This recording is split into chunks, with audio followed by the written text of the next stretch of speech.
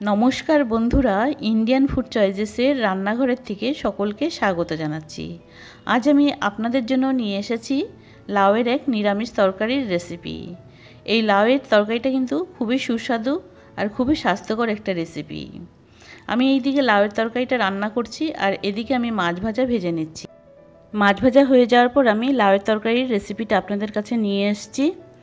দেখুন, তরকারিটা রান্না হয়ে যাওয়ার পরে ঠিক এই রকম দেখতে হয়েছে। দেখতে যেমন সুন্দর হয়েছে, খেতে কিন্তু তেমনি সুস্বাদু আর খুবই স্বাস্থ্যকর একটা রেসিপি। গরমের দুপুরে এরকম একটা তরকারি দিয়ে যদি দুপুরবেলা ভাত খান তবে কিন্তু শরীর মন প্রাণ জুড়িয়ে যাবে। আর এই তরকারিটা কিন্তু অবশ্যই আপনারা খাবেন। আমি খুব সহজভাবে রান্না করেছি। এই তরকারিটা কিন্তু খুবই ভালো। যদি না খান তবে কিন্তু বুঝতে পারবেন এই তরকারিটার স্বাদ কেমন। প্রথমে আমি তরকারিটা কিভাবে রান্না করছি আর লাউটা কিভাবে কেটে নিচ্ছি সেটা কিন্তু অবশ্যই একটু দেখে নেবেন, কারণ এই তরকারিটা কিন্তু লাউ কাটাটা কিন্তু খুবই একটু জানার বিষয়।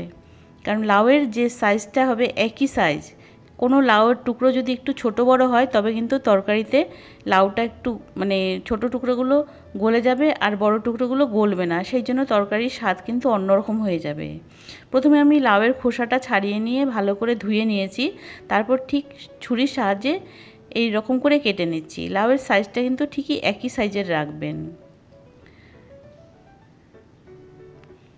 লাউগুলো ঠিক এইভাবে আমি কেটে নিয়েছি। লাউটা কেটে নেওয়ার পর আমি এর মধ্যে রান্নাটা শুরু করব। দেখুন, তরকারির যে লাউটা ঠিক এই রকম করে কাটবেন। সব কিন্তু লাউয়ের টুকরো একই সাইজের রাখবেন। লাউগুলো কাটা হয়ে যাওয়ার পর আমি একটা বাটিতে রেখে নিয়েছি। আর এর মধ্যে আমি 4টে কাঁচা লঙ্কা দিচ্ছি, লাল রঙের কাঁচা লঙ্কা। দেখতে একটু সুন্দর দেখা যাবে, সেই জন্য আমি লাল রঙের কাঁচা লঙ্কা নিয়েছি। তারপর কড়াইতে আমি সর্ষের তেল গরম করে নিয়েছি। তেলটা গরম হয়ে যাওয়ার পর আমি এর মধ্যে ফোড়নে একটা শুকনো লঙ্কা আর 1 চামচ কালো জিরে দিচ্ছি। এই তরকারিতে কিন্তু অবশ্যই কালো জিরে ব্যবহার করবেন। অন্য কোনো ফোড়ন দিলে তরকারিটা তেমন খেতে ভালো লাগে না। কালো জিরে দিলেই তরকারিতে একটু সুন্দর গন্ধ আসবে, খেতেও কিন্তু খুব ভালো লাগবে। ফোড়নটা যখন ভাজা হয়ে যাবে তখন আমি এর মধ্যে আগের থেকে কেটে রাখা লাউগুলো দিয়ে দিচ্ছি। লাউগুলো সব একবারে দিয়ে তেলের সাথে একটু ভালো করে নাড়াচাড়া করে একটু মিশিয়ে নিব। লাউটা মোটামুটি তেলের সাথে মিশিয়ে 1-2 মিনিট নাড়াচাড়া করে একটু ভেজে নিচ্ছি। লাউটা যখন একটু ভাজা হয়ে যাবে তখন আমি এর মধ্যে কেটে রাখা 4টা কাঁচা লঙ্কা দিয়ে দিলাম। তারপর স্বাদ অনুযায়ী 1 চামচ নুন দিচ্ছি আর একটু হলুদের গুঁড়ো দিব, কারণ এই তরকারিটা সম্পূর্ণ হলুদ ছাড়া রান্না করতে লাগে। তরকারিটা একটু সবুজ রঙের হলে দেখতে খুব সুন্দর দেখা যায়, খেতে কিন্তু খুব ভালো লাগে। কিন্তু একটু হলুদ দিয়ে তরকারিটা রান্না করে নিচ্ছি। এবার নুন হলুদ ভালো করে লাউয়ের সাথে মিশিয়ে দিয়ে মোটামুটি 4-5 মিনিটের জন্য তরকারিটা কষিয়ে নিব। যখন লাউটা একটু মজে আসবে তখন কিন্তু তরকারিটা কষানো হয়ে যাবে। দেখুন, এবার কিন্তু লাউটা অনেকটা মজে গেছে, তখনই বোঝা যাবে তরকারিটা কষানো হয়ে গেছে।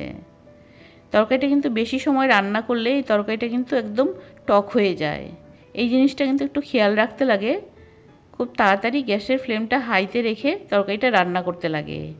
এবার আমি ঝোলের জন্য জল দিচ্ছি। জলটা কিন্তু খুব সাবধানভাবে পরিমাণ মতো দিতে লাগবে। লাউটা যতখানি থাকবে ততখানি সমান সমান জল দিতে লাগবে। বেশি করে জল দিলে তরকারিটা কিন্তু নষ্ট হয়ে যাবে, কারণ লাউয়ের থেকে অনেকটা জল বেরিয়ে আসবে, সেই জন্য জলটা ঠিক লাউয়ের মাপেই দিতে লাগবে। এবার আমি গ্যাসের ফ্লেমটা হাইতে রেখে তরকারিটা মোটামুটি রান্না করে নিব 4-5 মিনিটের জন্য। এবার কিন্তু তরকারিটা মোটামুটি রান্না করে নিয়েছি। 4-5 মিনিট পর তরকারিটা একটু নাড়াচাড়া করে দিলাম। দেখুন, এখন কিন্তু তরকারিটা অনেকটা ঘন হয়ে এসছে। আমি ভালো করে একটু নাড়াচাড়া করে দিচ্ছি। লাউগুলো কিন্তু সব সেদ্ধ হয়ে গেছে, দেখুন কি সুন্দর নরম হয়েছে। এখন তরকারিটা আরেকটু ঘুটে দিয়ে ঝোলটাকে একটু ঘন করে নিতে লাগবে, কারণ এই তরকারিতে কোনো মশলা নেই, সেই জন্য একটু লাউগুলো ভালো করে গলিয়ে দিয়ে একটু ঘুটে দিয়ে তরকারিটা একটু ঘন করে নিলে খেতে কিন্তু খুব ভালো লাগবে।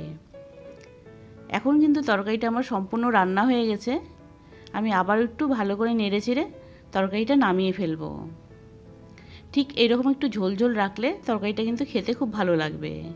আপনাদের একটু আমি দেখিয়ে দিচ্ছি, ঝোলটা ঠিক এরকম রাখবেন। ভাতের সাথে খেতেও কিন্তু এরকম ঝোল দিয়ে ভালো লাগবে, বা রুটির সাথে খেতেও কিন্তু ভালো লাগবে। তো বন্ধুরা, আমার এই তরকারিটা কিন্তু আজ এখানেই হয়ে গেছে। দেখুন কি সুন্দর একটা তরকারি। দেখতে যেমন সুন্দর হয়েছে, খেতে কিন্তু তেমনি সুস্বাদু আর খুবই স্বাস্থ্যকর একটা রেসিপি। আপনারা কিন্তু অবশ্যই তরকারিটা রান্না করে খাবেন, খুব ভালো লাগবে। আমি কিন্তু এই গরমের দিনে রোজ দিনই এই তরকারিটা রাখবই। গরমের দিনে এরকম একটা তরকারি খেলে একদম খুব ভালো লাগে। আর খাওয়ার প্রথমেই যদি তরকারিটা দিয়ে ভাত খান তবে কিন্তু খুব ভালো লাগবে। আশা করছি রেসিপিটা আপনাদের সকলের কাছে ভালো লেগেছে। যদি ভালো লাগে তবে সকল নতুন বন্ধুদের কাছে আমি অনুরোধ করছি চ্যানেলটিকে সাবস্ক্রাইব করে দেওয়ার জন্য। আর সকল বন্ধুদের আমি অনেক অনেক ধন্যবাদ জানাচ্ছি যারা আমার চ্যানেলটিকে এতদিন ধরে ভালোবেসে আসছেন। আপনাদের ভালোবাসা আমার কাছে কিন্তু খুবই দরকার।